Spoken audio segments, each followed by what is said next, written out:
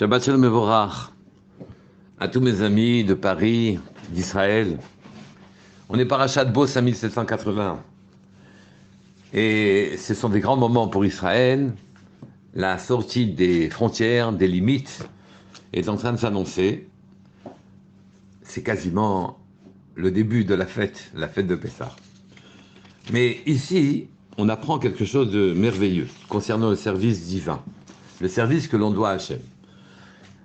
Qu'est-ce qu'on apprend dans ce pasouk-là, dans ces psukim-là? On apprend que les Égyptiens commencent à craindre terriblement Moshe Rabbeinu et Hachem, et ils ont dit à leur chef, à Paro, Ad matai yihye ze lanu le mokesh, jusqu'à quand on tombera dans ce piège-là?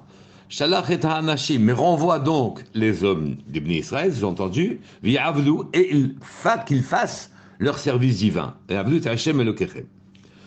Aterem teda ki avda Misraël, tu ne sais pas encore que l'Égypte est perdue. Et Paro a été sensible naturellement à leur intervention. Et quand il a demandé à ce que Moshe Rabbeinu et Aaron viennent vers eux, il leur a dit Lechu ivdu. Donc de nouveau, allez servir. Ici, il s'agit bien du service que les Béné Israël doivent à Hachem. Lechu ivdu et Hachem Elokechem. Mi va mi aolchim. Mais cependant, il a encore mis une limite. Les Égyptiens ont demandé que les hommes sortent pour faire leur service divin. Et lui, il a dit, mais qui et qui? Donc, qui parmi eux sortiront? Donc, il les a limités. Et Moshe Rabbeinu a la fameuse réponse. Vayomer Moshe, min hareinu ou bezeknenu nelech. Avec nos jeunes gens et avec nos vieillards, on sortira. Bebanenu ou bnoteinu, besonenu ou fkareinu. Avec nos fils et nos filles, notre petit bétail et notre gros bétail, nous partirons d'Égypte. Ki chag Hachem lanou, car c'est une fête d'Hachem pour nous. Alors, quand la Torah parle, naturellement, il n'y a pas un mot de trop. Elle n'a pas de figure de style, elle ne fait pas de la poésie. Et donc, quand elle insiste on aurait pu tout simplement dire, nous partirons tous. Oui. Pour quelle raison la Torah insiste tellement? Et elle détaille chacune des personnes qui devraient sortir, chaque catégorie de personnes qui devaient sortir. Et quelles leçons ça nous donne à nous aujourd'hui? On n'est pas non plus, n'est pas un livre d'histoire. La Torah n'est pas un livre d'histoire. Qu'est-ce que ça nous apporte à nous de savoir cela aujourd'hui? Et les Chachamim nous répondent, eh bien, ça nous apporte comment on fait le service divin. Pour les Égyptiens, il n'y a que les hommes qui font un service divin, il n'y a pas de femmes. Pour Paro, c'est même pas tous les hommes qui font le service divin. Mais pour les Béné Israël, tout le monde fait le service divin. Mais on souligne les catégories pour dire quel apport on doit mettre dans notre service. D'abord, le service divin, Hachem, c'est lui notre vitalité, c'est notre vie. Il est à l'intérieur de nous, il est à l'extérieur de nous. Il fait la vie pour nous, il nous donne de la vie à nous à l'intérieur, et il fait tout ce que l'on voit, tout ce dont on a besoin, et se trouve à l'extérieur. Par nos péripéties, notre histoire, c'est lui qui fait notre vie de manière générale. Donc le servir, il faut savoir comment le servir. Il nous a donné la Torah pour qu'on le serve. Mais il attend qu'on le serve d'une certaine manière. C'est ce que Moshe Rabbeinu nous explique. Et il nous dit, avec nos vieillards et avec nos jeunes, on sortira. C'est-à-dire, les vieillards apportent la sagesse, la compréhension, l'expérience. Compréhension profonde d'expérience. Les jeunes apportent l'audace, la vitalité, la vigueur, la persévérance, oui. Et effectivement, on dit, dans le service divin, toute personne doit être à la fois un vieillard et aussi un jeune. C'est-à-dire, quel que soit notre âge, on doit avoir la vigueur et l'audace des jeunes. Et on doit avoir, quel que soit notre âge aussi, même si on est jeune, on doit avoir la sagesse des personnes âgées. Et c'est ça, nos jeunes et nos vieux. C'est comme ça qu'on sert Dieu, quand l'apport du jeune et l'apport du vieux est présent en même temps, quel que soit l'âge. Et on continue. Il dit ensuite nos fils et nos filles. On sort avec eux.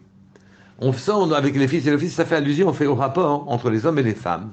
On sert Hachem même dans nos rapports, dans nos pulsions les plus instinctives, les plus basses ou les plus élevées. On en fait quelque chose d'élevé. On sert Hachem dans les rapports entre hommes et femmes. On se respecte la halachot, on respecte l'esprit Et à ce moment-là, on sert Hachem comme ça, dit Moshe Rabbeinu. Donc hors de question, on sort avec nos fils et nos fils. Évidemment, évidemment, évidemment que l'on sert avec nos fils et nos filles. Oui, on ne peut pas faire autrement que servir. Ils étaient contenus dans nos jeunes. Mais en vérité, on veut souligner ici que dans Dvar Ishut, les rapports entre hommes et femmes, alors à ce moment-là, on devait aussi faire attention. Faire attention à servir Hachem même dans ces moments-là.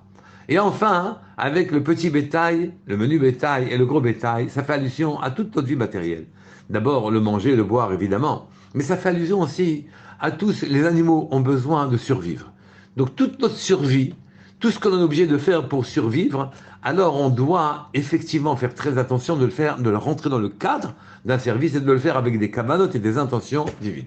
Et donc on prend une minute avant de faire chaque chose, de manière à se conformer à ce qu'Hachem attend de nous.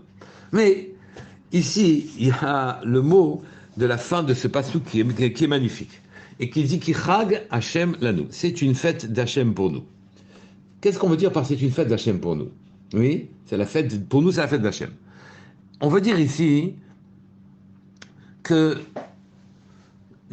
nous sommes en train de progresser en permanence. C'est marqué à propos de toutes les catégories, Neler. Oui, on ira avec eux. Ça veut dire on est en train de marcher, on est en pleine progression. On ne stagne pas dans la Avodat Hashem, on avance en permanence. Neler.